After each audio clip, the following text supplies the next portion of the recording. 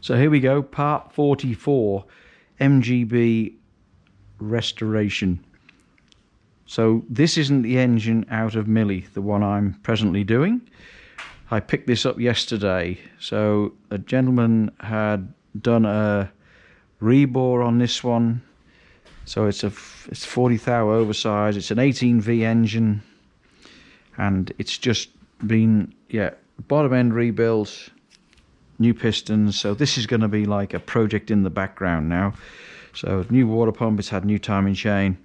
So I've got a cylinder head for this, so I'm going to rebuild this now. I've got to get rid of this because that doesn't fit with where my oil filter goes. But yeah, I can put this in Woody, my other MG. So yeah, this looks in pretty good nick. It's been decked, yeah, bored out, and with it came a whole raft of spare parts. So the only thing it was missing was the head. So I've got all the push rods, all the cam followers have been done, the cam bearings have been done, mains, big ends, all been done.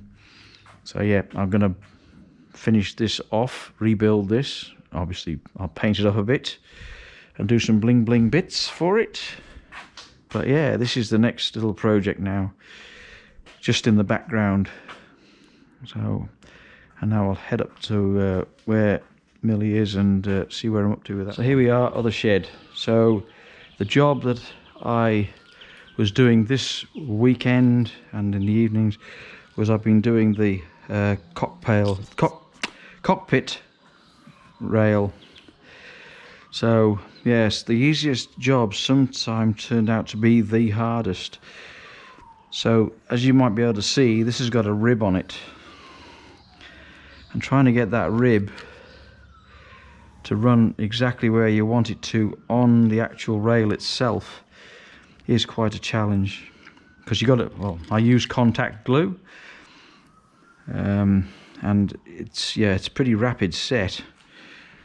So, and getting this little bit here right, I'm not sure whether you can see this, because this is the inner panel. Then there's the little bar down the back down there, got to go into the rail. So all three have got to, well, sorry, the hole in here, this and that have got to line up, and then you've got to get this also to work, so this all fits in place with this. So yeah, as you see, these are in now, and then there's another bracket that goes on here and sort of hides what's going on with that. But trying to get this exactly with no ripples in it was really quite difficult. So and once you get there and you stick it on right, you can't really ever take it off again. It becomes like a bit of a permanent fixture.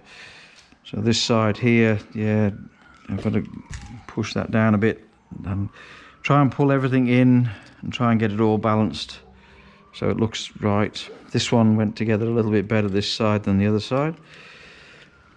But yeah, this little rib here is an absolute pain in the ass. You think, yeah, that's going to be straightforward. No, it isn't. So anyway, that's what I've been progressing. So I've got this in now. Don't know whether I showed you that. I've got the inner panels in here. They're all done now on both sides. So now, yeah, I'm just going to try and keep the carpets clean. And I'm going to go and chase up on the seats and see where they're up to this week. The wire wheels have got the new tyres on, so these are going to be replaced for new ones, but they'll do for now.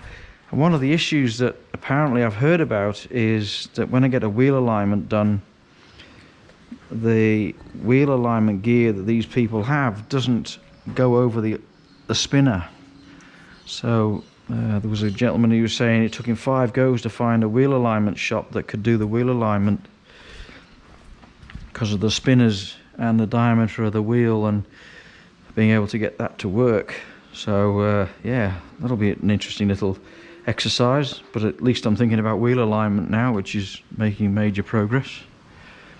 Alright, so that should do me for this week's little update. Nothing else much else to report, I don't believe. I don't think so. Yeah. Anyway, again, thanks to the subscribers, and thanks for the likes on the channel and everything else. It really is great, and makes it all worthwhile. So onward and forward. Part 45 to come next.